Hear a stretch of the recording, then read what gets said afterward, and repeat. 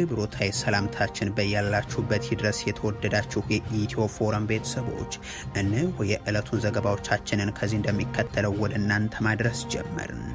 አበይት ነጥቦቹን በቅድሚያ የፋኖ ኃይሎች ኮሎኔሉ የብልጽግናው መንግስት ደግሞ አመራሩ መገደላቸውን አሳወቁም። በሲቪልና ወታደራዊ አመራሮች ላይ መሰል ጉዳት እየደረሰበት የሚገኘው አገዛዝ አዛዦች ውስጥ አንዱ ሌትናንት ጀነራል መሐመድ ተሰማ ደግሞ ፋኖ ጉድጓድ ውስጥ ተደብቋል የሚል ንግግር አድርጓል። ጀነራል አበባው ታደሰን ጨምሮ ሌሎች ወታደራዊ አዛዦች ስለ ሰራዊቱ ቁመና የሚያቀርቡት ማብራሪያም ቀጥሏል። በቀዳሚነት ወደ እናንተ የሚደርሰው መረጃ ይሆናል። የትግራይም ይሁን ሌሎች ክልሎች መገንጠል ሌላ ጦርነትን ይቀሰቅሳል ሲሉ ሌትናንት ጀነራል ጻድቃን ገብረትንሳኤ ተናግሯል። በወልቃይት ቀጠና ተፈጠረ ያሉትን የዲሞግራፊ ለውጥ እያነሱ ሲያቀርቡም ተሰምቷል። ከዚህ ጋር በተያያዘ ኮሎኔል ደመቀ ዘውዱ ደግሞ ባለሀብቶችን ሰብስበው ትግል ያስፈልጋል ብለዋል። ታደምጡታላችሁ። አብይ አህመድ ሳያደርጉት መጨረሻው የሚታወቅ ምርጫን ደግሰዋል ይላል የፈረንሳዩ የዜና አገልግሎት ዘገባ። ፕሮፌሰር መረራ ጉዲና ዓለም ይልኝ ህዝብ ነው የሚመርጠኝ ለሚል ተራ ተግባር የሚደረግ ነው ሲሉ ለኤኤፍፒ ገልጿል። የነበለጠ ሞላው ፓርቲ ደግሞ የምርጫው ጠላታችን ፋኖ ነው ሲል አቀርቧል። እንቃኘዋለን።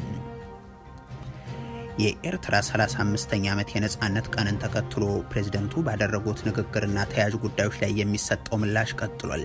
ፕሬዝደንት ኢሳያስ ከወደ ኢራን የተላከላቸው መልእክት መነጋገሪያ ሆኗል። አምባሳደሩ ኢሳያስን ሀገርን ወደ እስር ቤትነት እየቀየረ ነው፣ ሊያፍር ይገባል ሲሉ፣ ጌታቸው ረዳ ደግሞ እየፈራረሰ ያለ ሀገርን የዘነጋ ፈላስፋ ንጉስ ብለዋል። እንመለከተዋለን። ጠቅላይ ሚኒስትር ቤንያሚን ኔታንያሁ የአየር ላይ ጥቃቱ እንዲጠናከር ትዕዛዝ አስተላለፉ። የአሜሪካው ፕሬዝደንት ዶናልድ ትራምፕ ደግሞ አረብና ሙስሊም ሀገራት ከእስራኤል ጋር ስምምነት እንዲፈርሙ ግፊት እያደረጉ መሆኑ ታውቋል። የተወደዳችሁ የኢትዮ ፎረም ቤተሰቦች አብራችሁን ስትቆዩ እነዚህን እና ሌሎችን መረጃዎችን ታደምጣላችሁ። ሰናይ ቆይታ ይሁንላችሁ። የፋኖ ኃይሎች ኮሎኔሉ የብልጽግናው መንግስት ደግሞ አመራሩ መገደላቸውን ገለጹ።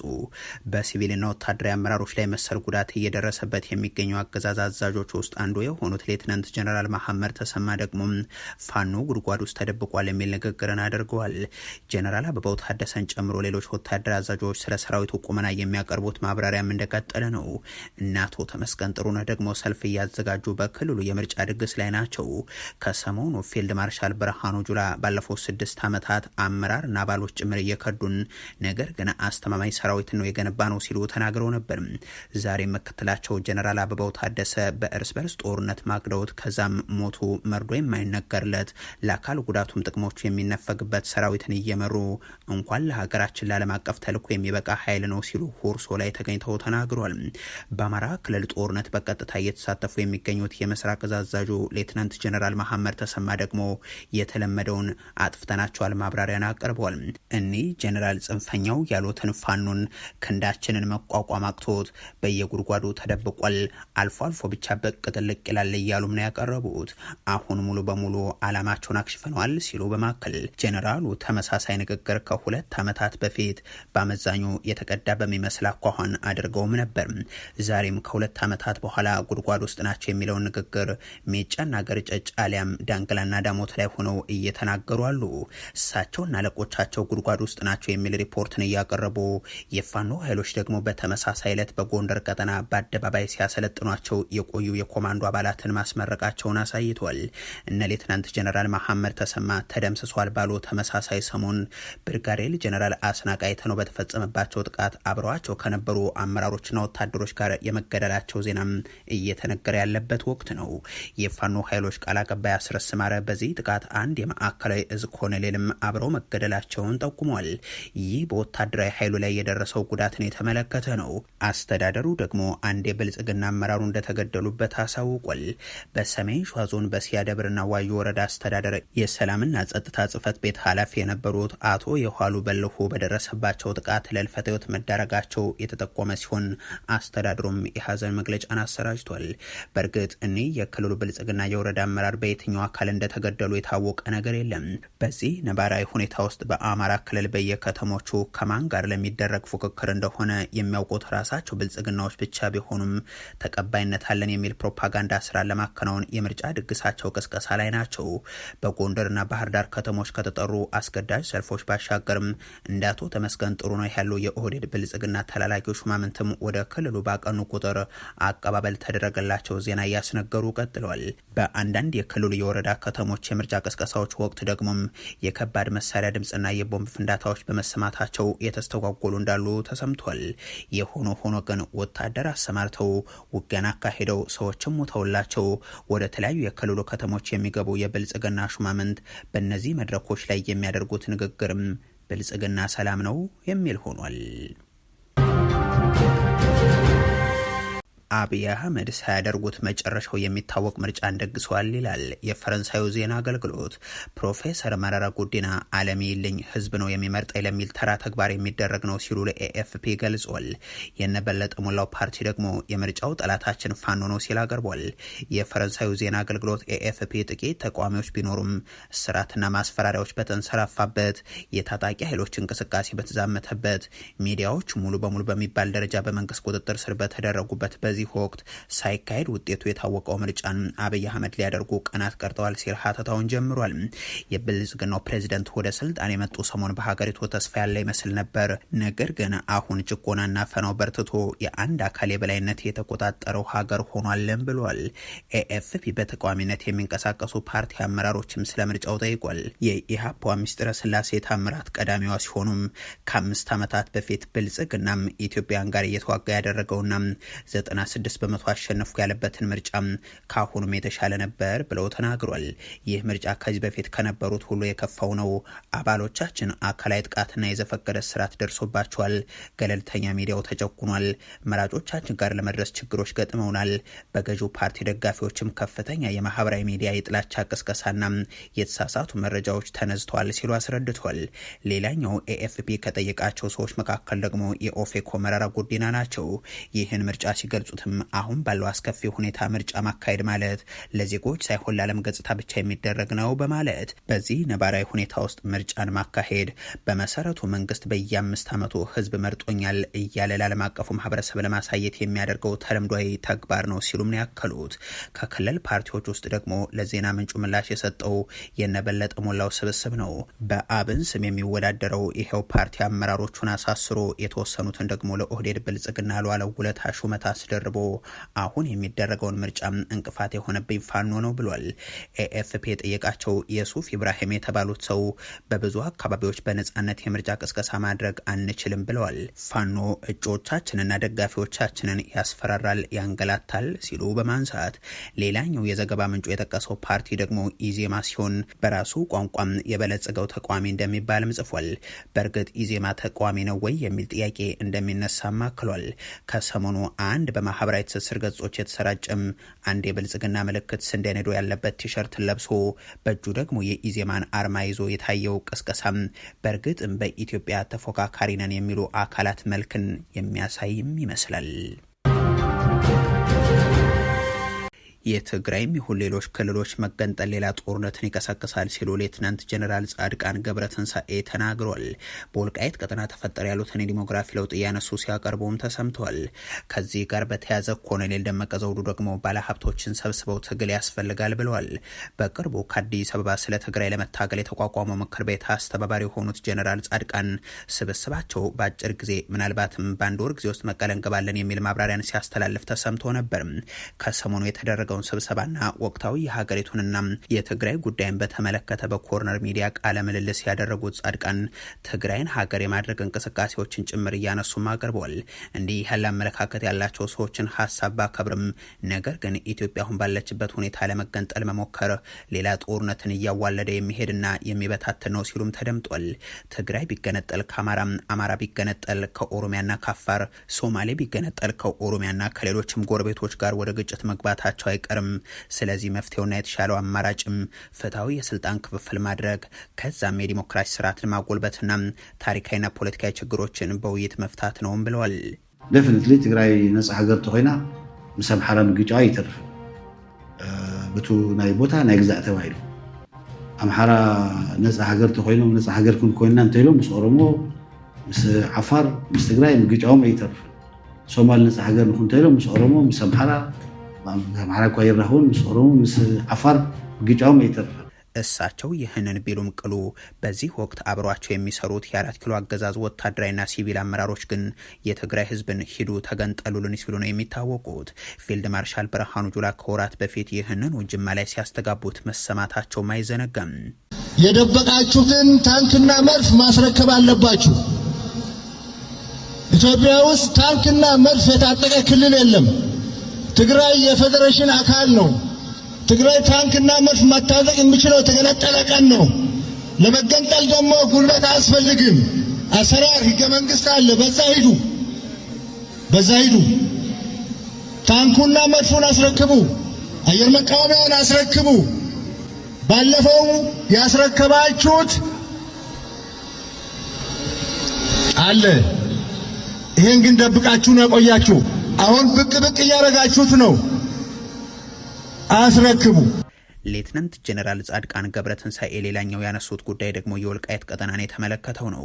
የዲሞግራፊ ለውጥ እንደተደረገ ያላቸውን እምነት ያነሱና ነገር ግን ተፈናቃዮች በአካባቢው ባለው አስተዳደር ስርም ቢሆን መመለሳቸውን እንደሚደግፉ ገልጸው እንዲያም ሆኖ ትግራይ የሚገኙ አካላት ግን ሆስቴጅ አድርገዋቸዋል በማለት ይከሳሉ። ራሳቸውን ቲፒኤፍ እያሉ የሚጠሩት ኃይሎችን አቋቁመዋል መባላቸውን ያስተባበሉት ጀነራሉ ነገር ግን የምዕራብ ትግራይን ጉዳይ የህልውናችን ጉዳይ ነው በሚል ሲያቀርቡም ተሰምቷል። እንዲያም ሆኖ በጦርነት የማስመለስ ሂደትን ተቃውሟል። ከዚህ ጋር በተያያዘ በቀጠናው ያሉት የብልጽግናው ባለስልጣናት ደግሞ ከሰሞኑ ወልቃይትን በቴሌቪዥን ያዩታል እንጂ አይረግጡትም ሲሉ መዛታቸው አይዘነጋም። ይህ ከተነገረ ከቀናት በኋላም አሁን ደግሞም በሁመራ ባለ ሀብቶች ጋር በሚል ስብሰባን ከመከላከያ ሰራዊቱ አመራሮች ጋር የጠሩት ኮሎኔል ደመቀ ዘውዱ ትግል ያስፈልጋል ሲሉ ተናግሯል። ኮሎኔል ደመቀ ዘውዱ የጠላትን ሴራ ለማስፈጸም የሚንቀሳቀሱ የውስጥ ባንዳዎችንና የውስጥ ተላላኪ ባንዳዎችን አጋልጦልን እያሉ ሲጠይቁም ነው የተሰሙት። ከቀናት በፊት ተከዜ ዘብ በተሰኘው የብልጽግና ሚሊሻ መርሃ ግብር ላይ የተገኙት ኮሎኔል ደመቀ ዘውዱ ይህን ኃይላቸውን በመከላከያ ሰራዊቱ የሰለጠነ መሆኑን አረጋግጠው አሁን የብርሃኑ ጁላ ጦር የሚመካበት ሆኗል ሲሉ ገልጸውም ነበር። ዞናችን ከጫፍ እስከ ጫፍ ሰላም ነው። ዛሬ ተከዜ ዘብ እንዳገር ማለት መከላከያ የሚመካበት ኃይል ነው። ለሀገር ይጠቅማል፣ መጠናከር አለባችሁ ብሎ መከላከያም በጎናችን ሆኖ እየደገፈን ባለበት ነው። የኤርትራ 35ኛ ዓመት የነጻነት ቀንን ተከትሎ የቀረበው ንግግር ላይ የሚሰጠው ምላሽ ቀጥሏል። ፕሬዚደንት ኢሳያስ አፈወርቂም ከወደ ኢራን የተላከላቸው መልእክት መነጋገሪያ ሆኗል። አምባሳደሩ ኢሳያስን ሀገርን ወደ እስር ቤትነት የቀየሩ ናቸው፣ ሊያፍሩ ይገባል ሲሉ፣ ጌታቸው ረዳ ደግሞ በመፍረስ አፋፍ ላይ ያለች ሀገርን የሚመሩ ብለዋል። ኢሳያስ አፈወርቂ በየዓመቱ በኤርትራ የነጻነት ቀን ስለ ዓለም አቀፍ የፖለቲካ ጉዳዮች ትንታኔ ያቀረቡ የመቀጠላቸው ጉዳይ መነጋገሪያ መሆኑ አልቀረም። 20 ደቂቃ አካባቢ በሚረዝመው የዘንድሮ ንግግራቸውም አመዛኙን ጊዜ ያሳለፉት አሜሪካና ምዕራባውያንን እየነቀፉ እንደ ኢራን ያሉ ሀገራት ላይ የደረሰውን እንደ ኒኮላስ ማዱሮ ያሉ መሪዎች ላይ የተፈጸመውንም እያነሱ ነው። ከዚህ ጋር በተያያዘ ከወደ ኢራን መልእክት የደረሳቸው ሲሆን የሀገሪቱ የውጭ ጉዳይ መስሪያ ቤትም እንኳን አደረሳችሁ ብሎም በምዕራባውያን ጫና ውስጥ የሚገኙ ሁለቱ ሀገራት በጋራ በሁሉም ዘርፎች ላይ የሚኖራቸው አጀንዳን በተመለከተም በትብብር እንሰራለን ሲል አብራርቷል። የዓለም ሀገራት አሜሪካና ሩሲያን ጨምሮ በዕለቱ የእንኳን አደረሳችሁ መልእክት ማስተላለፋቸው የሚታወስ ነው።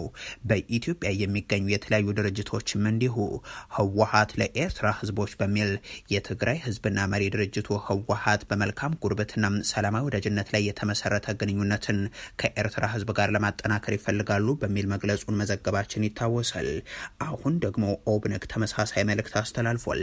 ኤርትራ ነጻነቷን ያገኘችው በጽናት በመስዋዕትነትና በቁርጠኝነት በአፍሪካ ውስጥ ረጅም የተባለን ትግል አድርጋ ነው ይልና የኤርትራና የሶማሌ ህዝቦች ለቅኝ ግዛትና ኢፍትሐዊነት ባላቸው እምቢተኝነት የጋራ ዝምድና አላቸው በማለት አብራርቷል። ይህ በእንዲህ እንዳለ የፕሬዝደንት ኢሳያስ አፈወርቂውን ዓለም አቀፋዊ ሁኔታዎች ላይ ያተኮረ ማብራሪያን በተመለከተም የብልጽግና ሹማምንት አሊያም ለብልጽግና የሚቀርቡ ሰዎች ምላሽ እየሰጡበት ነው። የአብይ አህመድ አማካሪ አቶ ጌታቸው ረዳ ከነዚህ ውስጥ አንዱ ሲሆኑ ፕሬዝደንት ኢሳያስ አፈወርቂ በመፍረ የመፍረስ አደጋና አፋፍ ላይ ያለች ሀገር ላይ ከማተኮር ይልቅ ለዓለም ማንም ያልጠየቃቸው ጉዳዮች ላይ ምክርን እንደሚለግስ ፈላስፋ ንጉስ ያደርጋቸዋል ብለዋል። ዛሬ ከከረን ከደቀ መሐሬ አሊያም ከአዲ ኋላ ከተሞች ይልቅ በካምፓላና በጁባ የሚኖሩ ኤርትራውያን ቁጥር መብዛቱ ፕሬዚደንት ኢሳያስ ላለፉት 35 ዓመታት ሆነ ብለው እንዲመጣ ያደረጉትን ተስፋ መቁረጥን ያመላክታል ሲሉም አክለዋል። ከወራት በፊት ኢሳያስን ቀጣዩ በሽር አልአሳድ ነው ባሉበት መልእክታቸው የሚታወሱት ዲፕሎማቱ ቲቦር ናጅም ታላቁ የኤርትራ ህዝብ ከ35 ዓመታት በፊት ነጻነቱን በማግኘቱ ሊኮራ ይገባዋል፣ ነገር ግን ዜጎችን መብታቸውን የነጠቀም እንደዚሁም ሀገሪቱን ወደ ትልቅ እስር ቤትነት የቀየረ አገዛዝ ግን ሊያፍር ይገባዋል በማለት ወርፏል። አሁን ፕሬዚደንት ኢሳያስ አፈወርቂ ከአሜሪካ ጋር የተሻለ ግንኙነትን ለመፍጠር በራቸውን ክፍት እያደረጉ ስለመሆኑ አንስተው የዚህ እንቅስቃሴያቸው ጠቀሜታው ደግሞ አንድ ነው፣ ይህም ያገዛዙ ውድቀት የሚያፋጥን መሆኑ ነው ብለዋል። ጠቅላይ ሚኒስትር ቤንያሚን ኔታንያሁ የአየር ላይ ጥቃቶች እንዲጠናከሩ ትዕዛዝ አስተላለፉ። የአሜሪካው ፕሬዚደንት ዶናልድ ትራምፕ ደግሞ የአረብና ሙስሊም ሀገራት ከእስራኤል ጋር ስምምነት እንዲፈርሙ ግፊት እያደረጉ ስለመሆኑ ተሰምቷል። አሜሪካ ከኢራን ጋር ከስምምነት ለመድረስ መቃረቧን እየገለጹ የሚገኙት ፕሬዚደንት ዶናልድ ትራምፕ ከዛ በፊት ግን ዋነኞቹ ሙስሊም ሀገራት ከእስራኤል ጋር የአብርሃም ስምምነትን እንዲፈርሙ ጥሪ አቅርበዋል። ድርድሩ በጥሩ ሁኔታ እየተካሄደ ነው ያሉት ፕሬዚደንቱም ከኢራን ጋር የሚካሄደው ጦርነትን የሚያስቆመው ስምምነት ከመፈረሙ በፊት ብዙሃኑ ህዝባቸው ሙስሊም የሆኑ 6 ሀገራት ከእስራኤል ጋር ያላቸውን ግንኙነት የሚያሻሽለውን ስምምነት መፈረም እንዳለባቸው ማሳውቋል። ፕሬዚደንት ዶናልድ ትራምፕ ከኢራን ጋር የሚደረገውን ስምምነት ከ6 ዓመት በፊት የተባበሩት አረብ ኤምሬቶችና ባህሬን በማስከተልም ሞሮኮና ሱዳን ከእስራኤል ጋር ከተፈራረሙት የአብርሃም ስምምነት ጋር አስተሳስረው እያቀረቡትም ነው። ከበርካታ ሙስሊምና አረብ ሀገራት መሪዎች ጋር መነጋገራቸውን የጠቀሱት ትራምፕ ውስብስቡን ስራ አሜሪካ መስራቷን በመግለጽ በተከታይነት እነዚህ ሀገራት በሙሉ ቢያንስ የአብርሃም ስምምነት መፈረም ይጠበቅባቸዋል ብለዋል። ከነዚህ መካከል ሳውዲ አረቢያ፣ ኳታር፣ ፓኪስታን፣ ቱርክ፣ ግብጽና ዮርዳኖስ በመጥቀስ ስምምነቱን እንዲፈርሙ እንደሚፈልጉ አሳውቀዋል። ነገር ግን ግብጽና ዮርዳኖስ ከእስራኤል ጋር ግንኙነት ያላቸው ሆኖ ሳለም ለምን እንደጠቀሷቸው ግልጽ አይደለም። እስራኤል ከቱርክ ጋር ለረጅም ጊዜ የቆየም የሻከረ ግንኙነት ያላት ሲሆን የጋዛውን ጦርነት ተከትሎ የበለጠ ተጋግረዋል። የተጠቀሱት ሀገራት የአብርሃም ስምምነትን የሚፈርሙ ከሆነም እስራኤል ከአብዛኞቹ አረብና ሙስሊም ሀገራት ጋር ያላት ግንኙነት በከፍተኛ ሁኔታ የሚያሻሽል ይሆናል። ዶናልድ ትራምፕ ከኢራን ጋር የሚደረሰውን ስምምነት ተከትሎ እንዲህ ያለ ቅድመ ሁኔታን ቢያስቀምጡም አሁንም ከኢራን ጋር እየተደረገ ባለው ድርድር የኢራን የበለጸገ ዩራኒየም ክምችት ለአሜሪካ ተላልፎ መሰጠት አሊያም በዓለም አቀፉ የአቶሚክ ኤነርጂ ኤጀንሲ ቁጥጥር ስር በሌላ ቦታ መወገድ እንዳለበት አጥብቀው ጠይቀዋል። ትራምፕ በግል ገጻቸው ላይ ባሰፈሩ ጽሁፍ የበለጸገው ዩራኒየም ወዲያውኑ ወደ አሜሪካ ተልኮ እዛው እንዲወገድ ይደረጋል ወይንም ደግሞ በተሻለ ሁኔታም ከእስላማዊቷ የኢራን ሪፐብሊክ ጋር በመቀናጀት ባለበት ቦታ አሊያም ደግሞ በሌላ ተቀባይነት ባለው ስፍራ የአቶሚክ ኤነርጂ ኮሚሽን ወይንም ሌላቻ ተቋም በታዛቢነት በተገኘበት እንዲወገድ ይደረጋል በማለት ነው የጻፉት። የኢራን ባለስልጣናት ግን አሁን በመካሄድ ላይ ባለው ድርድር መሰረት ሊደረስበት የታሰበው የ60 ቀናት የተኩስ አቁም ስምምነት ተግባራዊ መሆን እስከሚጀምር ድረስ በኒውክሌር ጉዳይ ላይ ለመወያየት ፈቃደኛ ለመሆናቸውን ከዚህ በፊት መግለጻቸው ይታወሳል። ይህ በእንዲህ እንዳለ የእስራኤሉ ጠቅላይ ሚኒስትር ቤንያሚን ኔታንያሁ በሄዝቦላህ ላይ የሚደረገው የአየር ድብደባ እንዲጠናከር ትዕዛዝ መስጠታቸው ተሰምቷል። ይህ የጠቅላይ ሚኒስትሩ መግለጫ የተሰማው ዋሽንግተን በቡድኑ ላይ ሰፋ ያለ ወታደራዊ ዘመቻ ለማድረግ እንደምትደግፍ አንድ የአሜሪካ ባለስልጣን ፍንጭ ከሰጡ በኋላ ነው። ጠቅላይ ሚኒስትር ቤንያሚን ኔታንያሁም በሚኒስትሮቻቸው ምክር ቤት ስብሰባ ላይ ባስተላለፉት የቪዲዮ መልእክትም እስራኤል ከሄዝቦላህ ጋር ጦርነት ላይ መሆኗን ገልጸው በቅርብ ሳምንታት ውስጥ ብቻ የእስራኤል ተዋጊዎች ከ600 በላይ የቡድኑ ታጣቂዎችን መደምሰሳቸውን አንስተው ይህ ሆኖ ሳለ እርምጃዎችን እንደማያቀዛቅዙና በተቃራኒው ጦራቸው ጥቃቱን ይበልጥ እንደሚያጠናክር ትዕዛዝ ማስተላለፋቸው ተመላክቷል። በሄዝቦላህ በኩል በእስራኤል ላይ እየተሰነዘረ ያለውን እየጨመረ የመጣ የድሮን ጥቃትን በተመለከተ ጠቅላይ ሚኒስትሩ ማብራሪያም አቀርበዋል። ቡድኑ በሳይበር የታገዙ ድሮኖችን ጭምር በመጠቀም ጥቃት እየሰነዘረ ነው ሲሉ አምነው ይህንኑ ጉዳይ የሚከታተል ልዩ የባለሙያዎች ቡድን በማቋቋም ችግሩን ለመፍታት እየሰራን ነው ሲሉም ነው የተናገሩት። የተወደዳችሁ የኢትዮ ፎረም ቤተሰቦች ለዛሬ ያሉን መረጃዎች ይህንን ይመስሉ ነበር። አበቃን። ቸር ያሰማን።